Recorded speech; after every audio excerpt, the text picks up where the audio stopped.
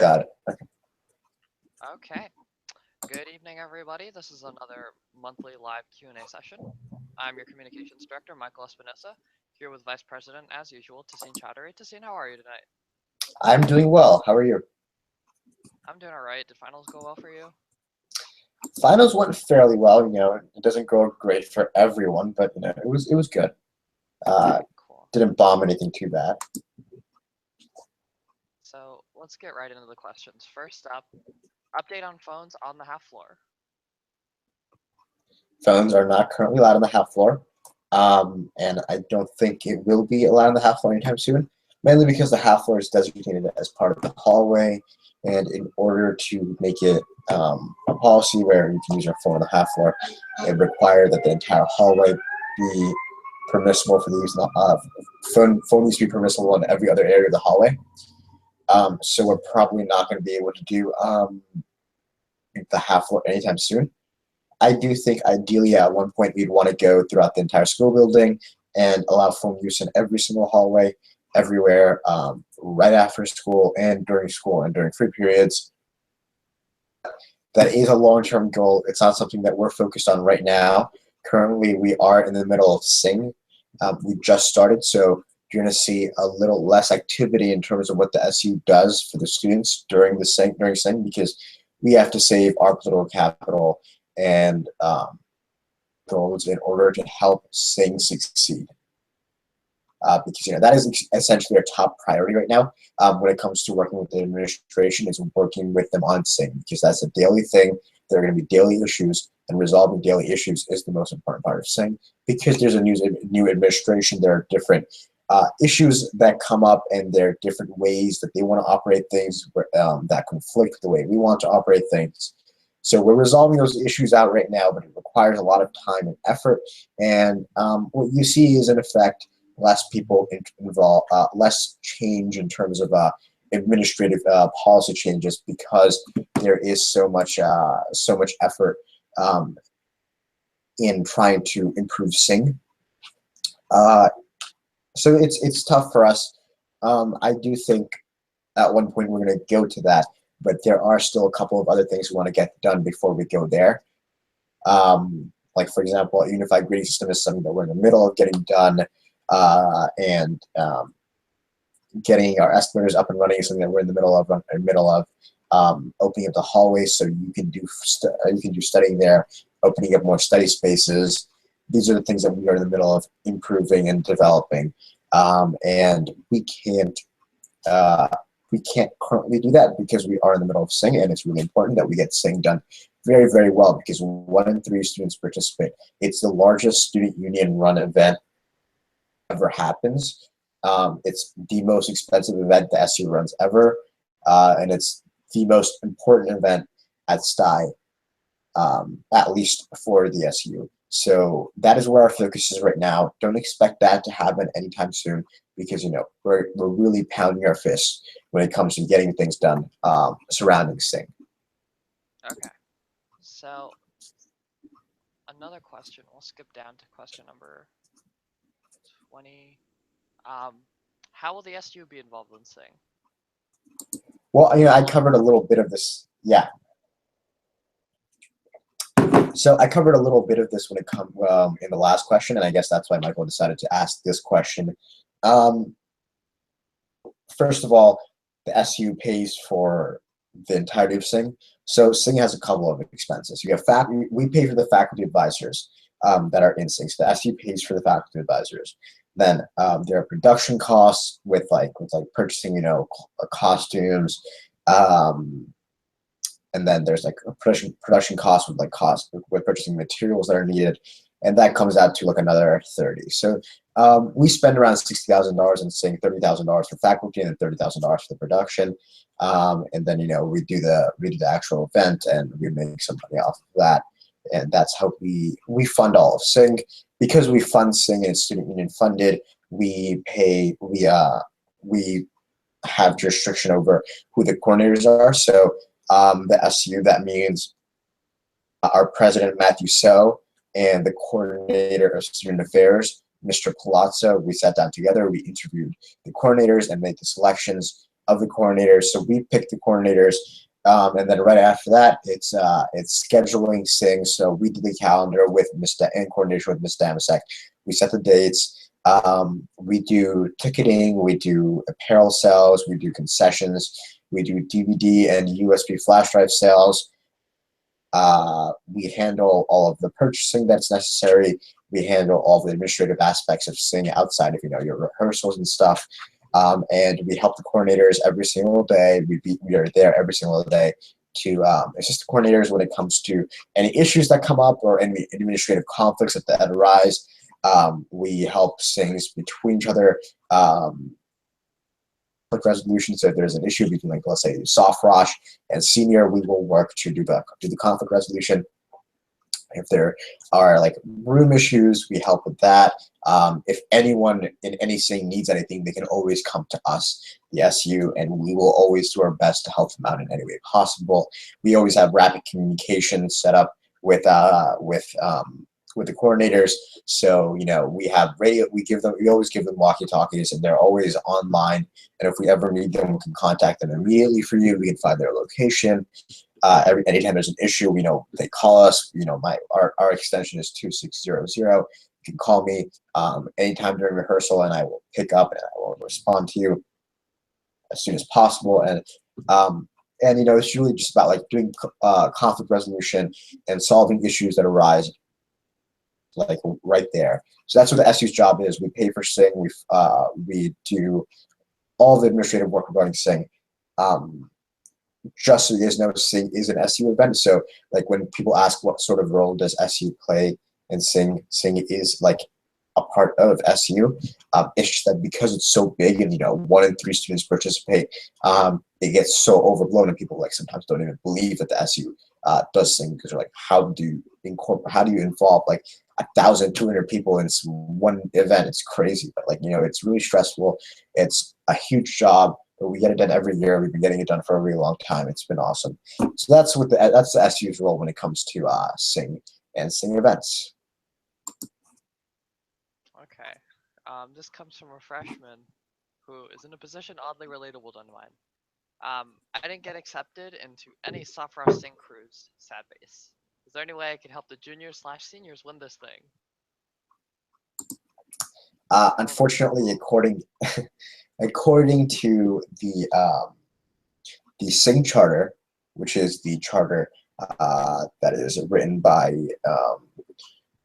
the Coordinator of Student Affairs, the student union president, and student vice president, with advice from the coordinators, is currently allows you to participate in your own grade Sing. So if you are a freshman, you can only be in Sofrosh. If you got rejected from every single Sing, there are possibilities of getting involved in other ways. Like I rejected from everything except for tech group. I'm sure if you look around, you can find something. If I were you, I'd reach out to your producers and your coordinators and ask them, look for something where you want to get involved. I can't promise that they'll be able to find something, but there's always a way for someone to get involved. If you can't get in, if I were you, I'd still watch Sing, and I would watch Sing. I would stay involved with the people that are currently doing it, and then I'd try again next year, because I know, like, you'll have different people running Sing next year. You'll have different people in the SU. You'll have different people as coordinators, and it'll be different. So you'll have a better chance or a different chance. So that's the advice I would give you, but I can't make any promises because I'm not going to go ahead and force the coordinators to do something that they have decided not to do, unless it's like it's an issue that needs to be resolved. It's like a major issue. Okay. Next question. How do I complain about a teacher's unfairness? I'm assuming the answer here is go to the department head.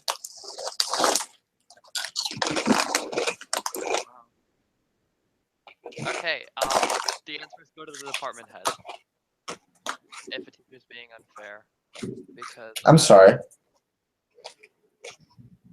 He is currently very hungry. Yeah. So there are a couple ways you can go about this. It does specifically depend on like what you mean by unfair. If she's breaking a policy, it's different from like whether or not she's grading tests differently for different people, like whether or not she's playing favorites. The United Federations of Teachers, which is the teachers union, protects teachers in their rating methods, so it's a little painful and a little hard to call them unfair, but it's not impossible to resolve the issue. We have two places where you can go. You can go to your guidance counselor. Your guidance counselor is trained in solving these sort of issues, and if they know about the issue, that like the fact that the teacher's being unfair, next term they can work to switch you out of that teacher and out of that class.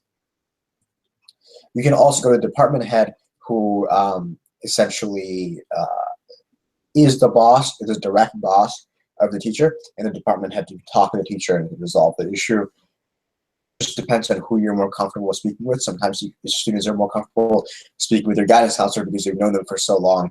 Other times the students don't really like know the guidance counselor too well, so it might be a better thing to go to the department. Also, department heads are different. It's like the APs of like one department might be more willing to listen to students than the AP of another department.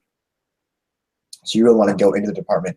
You want to look at the department itself, and decide which way you want to go. You know, if it's like this is just hypothetical, right? If there's a science department and then like I don't know, a mouse department, right? Like if the head of the mouse department is nicer than the head of the science department, then you might want to go to the head of the mouse department if you have a mouse department issue, versus if you have like a science department issue, you go to guidance counselor. So like make that decision. And I say science because I know there's not a science department; it's different specific sciences. And I say mouse because I can't think of anything else. But that's just a hypothetical situation. Okay.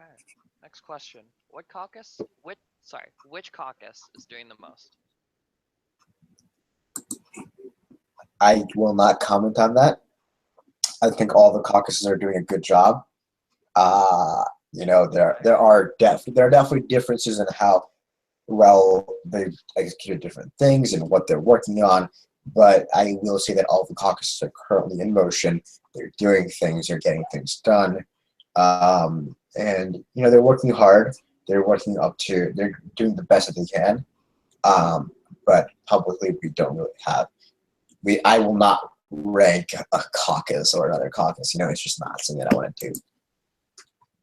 Okay. The next question is from a sophomore asking, when will we get a dance? Or not when, just will we get a dance? You guys will always have semi-formal. So you'll get that. In terms of spring fling, I'm not sure. I think you guys will get that depending on how much you want it, right? So like if you guys really want to do spring fling, then go ahead and do it. If the freshmen really want to do it, then we'll give it to them. But it varies and it depends on the circumstance and how you want to make it work. But you definitely want to definitely get at least semi-formal, if not spring fling.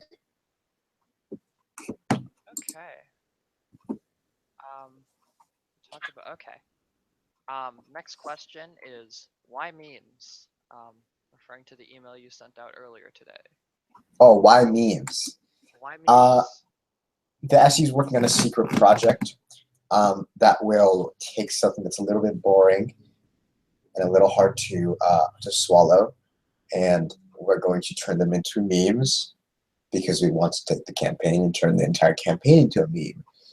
It is a secret campaign. The people, once we accept the memers who've applied, will get a response from the communications department that Michael heads along with Astrid, and they will find out what it's for, and we will work together to develop a campaign, which is, yes, a little bit boring.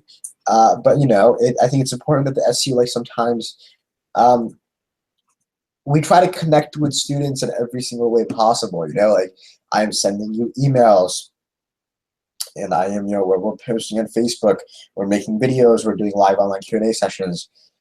And I think a specific part that the entire Stuyvesant population, or a good portion of Stuyvesant population, is interested in is memes. They find it funny. Memes and Uh, coffee. yes, memes and coffee. And unfortunately, we don't have the capital to give you free coffee, but we do have the capital to make memes. So, we're going to work with students to develop memes to connect with you on a meme level. And, hopefully we can bring the entire Stuyvesant community together under this one campaign. That's my goal. Okay. Um, is the college trip canceled? From a junior. Sorry, what? Is the college trip canceled? No, I haven't heard anything about the college trip being canceled. It also depends on what they're referring to. Like if it's the overnight, then yes, the overnight will not be happening this year. If it's the college trip that was announced a couple weeks ago, I don't believe there are any plans to cancel that college trip yet. But I will put this on my sure that my executive delegate that is responsible for connecting with Junior Caucus gets some information on that matter. Okay. Next question. Oh, here's something we haven't heard before. Why is Stuyvesant very lenient on what clothes students are allowed to wear? I see many people wearing inappropriate clothing. I don't think Stuyvesant is lenient when it comes to what clothes people can wear. I think people get dress coded way more than they should be dress coded. That's my personal opinion on things. I think people are reasonable enough to wear things that are appropriate. There's very I disagree inherently with the question. The question states after the question, after asking why are they so lenient, it states that they see a lot of people that are wearing inappropriate clothing. I think people make their decision about what they want to wear very fairly and very reasonably, and they have a right to wear what they want to wear. And I personally, if anything, would want to decrease how strict the current policy is. The policy is very vague, so it depends on who's enforcing the policy, which is part of the issue. But I also don't think that we should have substantial a dress code like that. Really, it's really about if you're looking, it really is a problem that you have and not a problem that the other person has. It's like my phys ed teacher once was like, we were doing yoga, right? And on the first day we were doing yoga, she told us that you had to take off your socks and you had to do it barefoot. And she was like, and you shouldn't be uncomfortable because if someone is looking at your foot, you're not the person with the problem, they're the one with the problem. And I would apply that same situation here. If you think it's inappropriate, then you shouldn't be looking. Okay, while I go get my charger, I'll give you the next question, which is, are there any opportunities to get involved in the SU? I know there are, so while I get my charger so my laptop doesn't die, I'll let you talk about that. Sure. So the SU always has opportunities that are going around. And, the other day we released human resources applications, so people who were interested in joining the human resources department, they could join the human resources department. We also are hiring school budget managers need to do their job. We are actually not only creating opportunities to get involved and do volunteer work, we are creating jobs. I think because we're still living under the Obama legacy, we're able to develop jobs. But we're creating paid jobs. We're doing different things to get people involved. So we open up the Student Advisory Council. So if you're interested in getting started in joining the Student Advisory Council, you can join the Student Advisory Council. The Student Advisory Council reports directly to the Chief of Staff, and who reports directly to me. So I get information about what's going on in the school. Every so often, we will send out applications. For example, if you like to make memes, then you have the opportunity to become what we are calling a creative marketing associate. So anyone who creates memes for us is called a creative marketing associate that works under the communications department. So these are all positions that are being opened up. And our human resources department is very dynamic. We're always looking for people. We're always increasing the amount of projects that we're doing, and we're exploring into different ventures in different areas. So just really at the end of the day, just check your set in your email. I'll be sending you out a different amount of things all the time, regarding getting involved. We really want to involve as many people as possible. I'm happy to say that currently we have around 250 people involved in the SU. That is a number that has never been reached before. And last time, like I think 2 years ago, so last year there was a huge movement within the administration in the SU to decrease the size of the SU down to like maybe 20 or 30 people. I felt like that was too elitist and we have to expand the SU. That's what I did this year. 2 years ago it was an issue because, the management protocols and the management systems were not in place to manage the SU, and there was about 70 to 90 people in the SU, and it got like the SU president had basically no control over the amount of people over the people that were in the SU. It was very useless if you're not managing properly, then it's very useless. But we've put in systems, and we've put systems in place to manage the large amount of people that are involved, and we want to get more people involved. We have the ability, the capital, and the projects and the work to get people involved. So really just check your site at Edu. You'll definitely see people once in a while. You'll definitely see posts once in a while about getting people involved.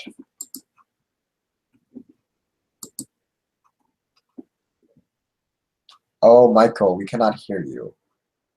Michael, can you hear me? Sorry. I had my mic. Wonderful, now we can hear you. Yeah. Okay. So this next question is kind of geared towards me, because question is, where is it? How does Stuyvesant make sure all students go to the amazing colleges with 1,000 students per grade? And since fingers crossed, I'm going to go to one of those amazing colleges, I'll talk a little bit about the college office right now, if you don't mind. Yeah, and you can mute your mic and eat your chips. So Sorry. I'll start off by saying, it's definitely not 1,000 students. It's closer, give or take 800, and so those 150 people make a difference. But second of all, and you're gonna realize this, is that not everyone is going to an amazing college. I think the Spectator put out a poll at the end of last year, and asked roughly about an eighth of the class of 2016, who are now freshmen in college, what schools they were going to. And I don't remember the exact statistic, but I think the majority of people are not going to an Ivy League or another top school. That being said, that doesn't mean there's no hope for you, right? Because certainly, hundreds of people in Stuyvesant end up with the top colleges every single year, and that's in part thanks to the college office. So probably the first thing I want to say is that you have to understand that sometimes they're not going to have enough time for everybody, because each college counselor has about 200 plus students to take care of. So one thing you want to make sure is that you get to know your college counselor. I did that by volunteering at college events in the spring term of my junior year. So it was roughly about a year ago. I volunteered at like college nights, um, that the college fair that we have in May, and that's how I got to know Mr. Macros, who's my college counselor. Um, and since he knows me, it's definitely helped when it comes to scheduling meetings with him. Scheduling meetings with a college counselor is what really you need to do, because that's how Stuyvesant makes sure you Stuyvesant makes sure that you get into those top schools. But ultimately, because what they're gonna do is they're gonna send your report cards, your teacher recommendations, and your SSR. And now, depending on some colleges, they might not send your recommendations, and then your teachers will have to upload them separately, but that's a totally different story. For the most part, that's what your college counselors are gonna do. and I'm gonna keep talking even though the camera cut out. I hope that's not a problem. Um, right. So those are what your college counselors are going to do. So you have to be in contact with them to make sure that they're on top of deadlines and you're on top of deadlines. And what else? How does Stuyvesant make sure all students go to the amazing colleges?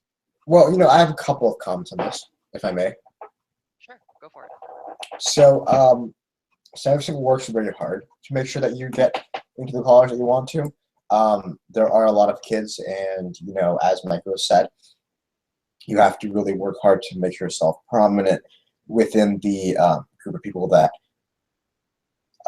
that are involved in the college office. But they do their best. Your guidance counselors do your best to write a good SSR. They do their best. But also, Michael also commented on the fact that not everyone ends up going to a great college. Some do, some don't. You know, uh, there's this inherent belief at Stuyve that an Ivy League college is a good college, but it depends on um, what you're into, right? Like if you're interested in going to a school in a very large city or a small college town, or or like a very rural area, like what your interests are and what you're looking for in a college determines whether or not that college is good for you. Um, but also is not the last chance. If you're going to go into business, right, you're probably going to want to get an MBA, which is a master's in business, and that would require you to go to grad school. So it depends on what grad school you go to and how you do in your undergrad. It also depends on some people transfer after their first year, and you might just end up transferring. Some people take a gap year and then end up going into an Ivy League school. After taking gap year, some people don't even go to college. They end up working straight into the field, and they rise up through businesses and through networking. I feel like that's gonna be you. I don't know. We'll see. I'm known to have not amazing grades, but instead be very focused on community involvement. So we'll see. We'll see how everything works out. But there are definitely various different opportunities out there. College is not the last stop. Is not. It is an option, but don't view it as your only option. There are different ways to get out of where you are. There are different paths that you can take. You just have to develop your own path based on what you want to do. Look at what you want to do. Look at what people have done in the past to get to where you want to do.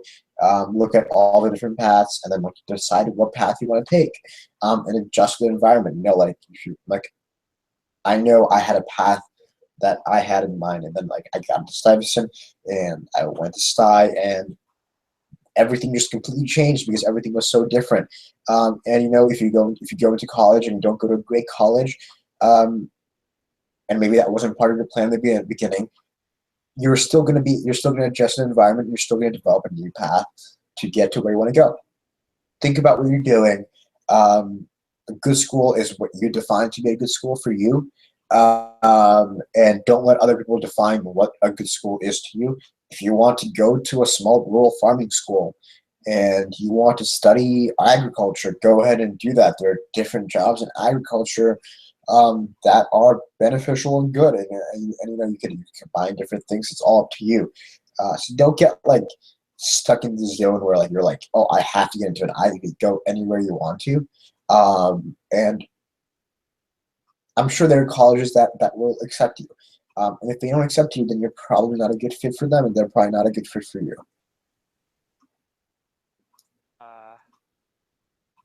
Okay. Oh, I'm gonna end that last part by saying ultimately it's not Stuyvesant that gets you into a good college, it's you. So work hard.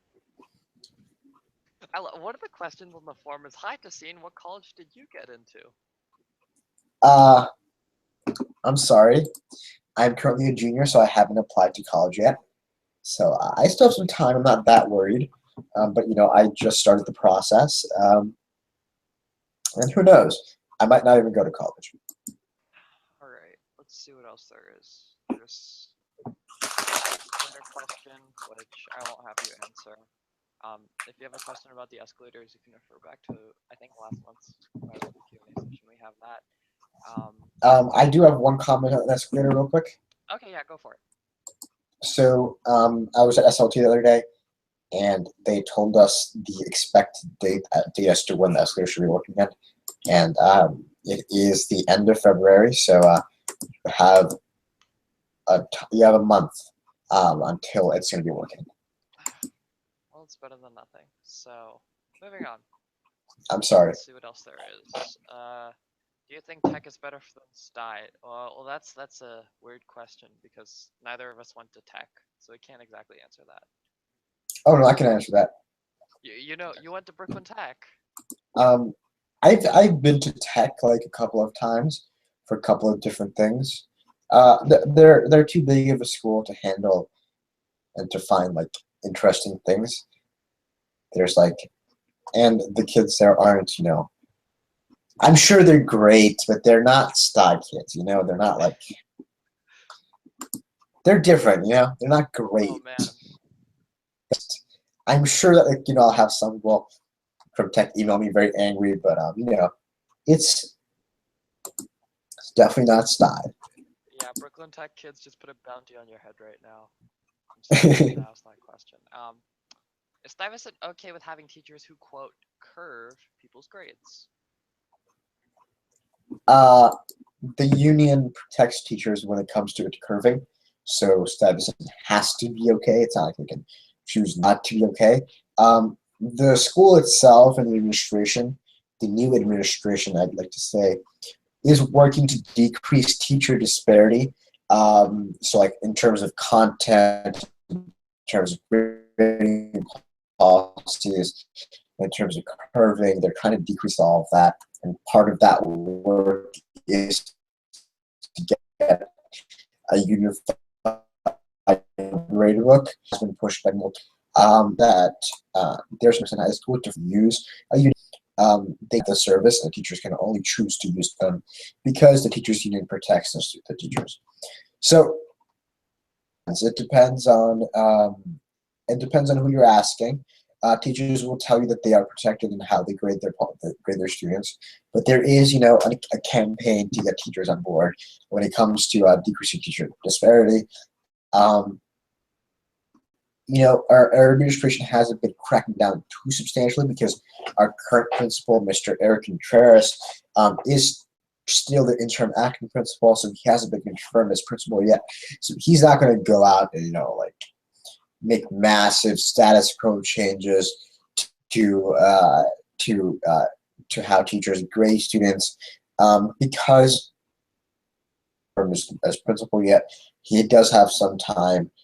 This Thursday is the C30 process, so this Thursday is when we go into P process and we interview candidates for the principal, and then we choose who the new principal will be. We send our resolutions to the chancellor and to the superintendents, and they make the final decision with discourse and discussion from us. Okay. Next question. Why does STI have an art appreciation course when literally no students are actively engaged? Please take it out of the curriculum. It's very important that we involve as many different things in our curriculum as possible. Stuyvesant, when it was originally created, it was a mechanical school, and this goes back to 1904 when there was a mechanical revolution within the education system, and that's why we still have drafting. Some parts of it are a little outdated, but art appreciation is important. And just like I'm talking about drafting right now because there are changes that are being made to the curriculum of drafting, but I think the art curriculum is good. It goes through a lot of art history. It covers a lot of ground that's important to you, and it's really not that hard of a class. It covers everything that it needs to. It's very project based. It's a good class, and I would not advocate to get rid of it because it's existed for a very long time. A lot of students are very engaged, and sometimes at STY, we get all stuck in this field where we have to focus on like the humanities classes and the science classes and the math classes because we have tests that are coming up, and sometimes it's just better to have a class where we can relax and study art history and worry less about the tests and the curriculum and the parts of like the math that are the different things that are involved.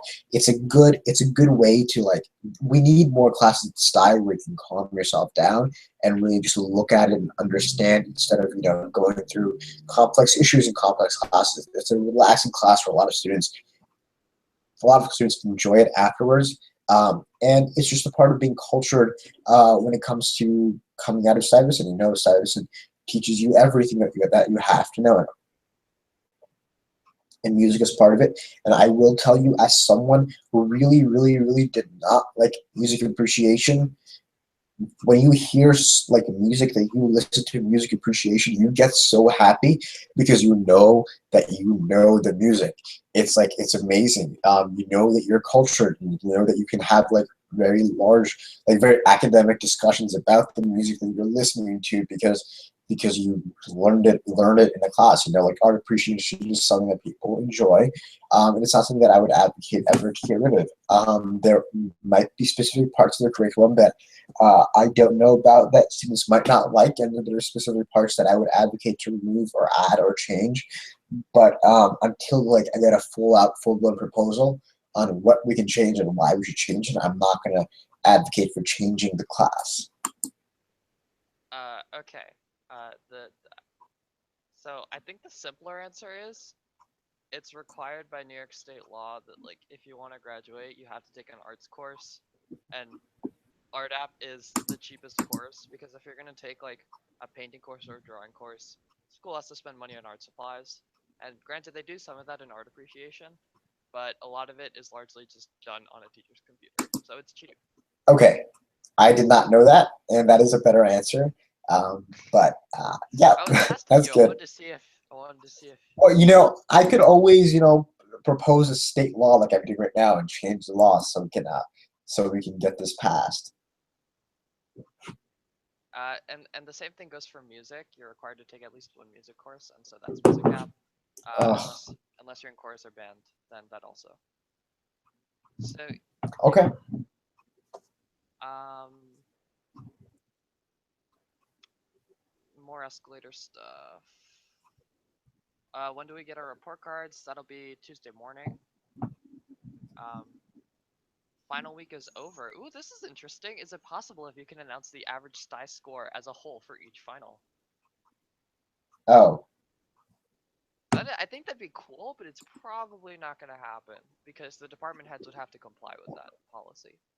yeah. I'm not sure if right now is a good time to start it. I think you can just ask your teacher what the average is. They'll be able to tell you. Yeah, that's true. They do that, yeah. If I don't like a specific English teacher and I think she hates me, am I allowed to switch? You can talk to your guidance counselor about the issues that you're having with them, and you can talk to the AP of English, Mr. Roseman. They're all very reasonable people, and if they think your issues are fair, they will work to get you out of the class. But I would suggest you start very early because usually English teachers are analyzed, so you can't really switch. In fact, I feel like if you asked me a couple months ago, I would have said start right now, right? You should be, whenever you don't like a teacher and you don't want the next term, like at least by the second marking period or right after the second marking period, you should go to your guidance counselor and start complaining and start talking and start getting conversations started. So when the second term starts, it's not just like whoa sort of situation. And also, second term is when there's a ton of schedule changes going on. So right now is the best time to get something started. Okay.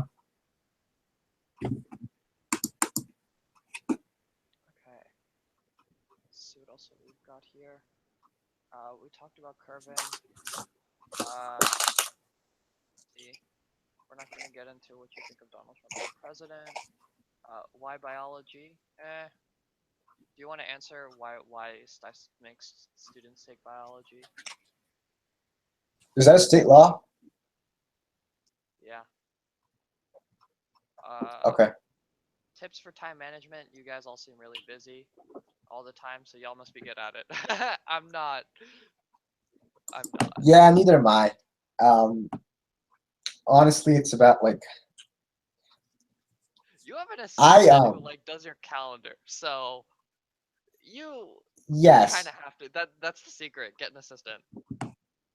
yes. I mean, I lost control of my life currently because and so I actually did bring on an assistant to schedule my time for me and schedule meetings for me. But I don't know. Time management is something that I struggle with. Um, I don't really sleep much. You just drink coffee, uh, and you take caffeine in different ways to keep yourself awake so you can continue doing work. But it's important that you relax sometimes. Uh, I'm sorry, I can't really give too many time management tips.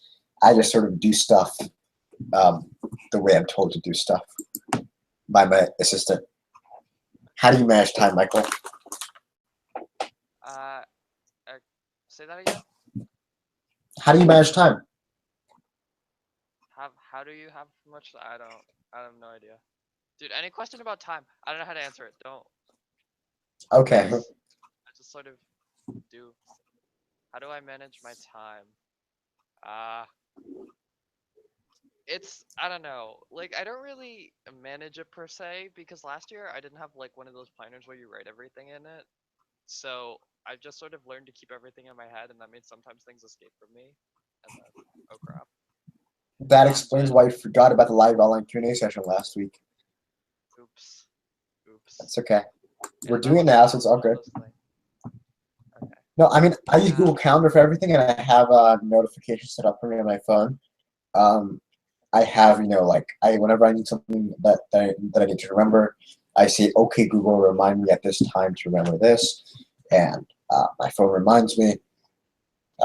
I'm a very like technology person, so I use technology for everything that I need to.